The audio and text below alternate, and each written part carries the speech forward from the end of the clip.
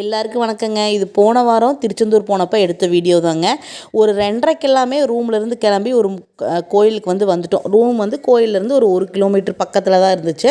3 மணிக்கெல்லாம் கோயிலில் பார்த்தா இங்கே 3 மணிக்கே பார்த்திங்கன்னா இங்கே நிறைய பேர் இருந்துகிட்டு இருந்தாங்க.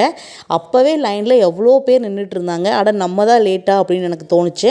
இந்த 3 மணிக்கு இந்த பிரம்மமுகூர்த்த நேரத்தில் பார்த்திங்கன்னா இந்த கோபுரத்தை பார்க்குறது, இந்த கோயில்கிட்ட நிற்கிறதே அப்படி ஒரு பாசிட்டிவிட்டியாக இருந்ததுங்க. கோபுரம் எல்லாம் பார்த்திங்கன்னா ஃபுல் லைட்டிங்கோட பார்க்கறக்கு அவ்வளோ ஒரு அழகாக இருந்துச்சு.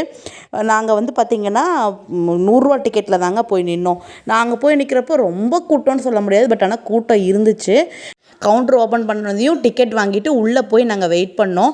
அப்புறம் 5:30க்கு தான் சாமியோடைய இது ஓப்பன் பண்ணுறாங்க அப்படிங்கிறதுனால 5:30க்கு ஓப்பன் பண்ணோன்னே ஒரு 1/2 ஹவரில் நாங்கள் சாமி கும்பிட்டோங்க.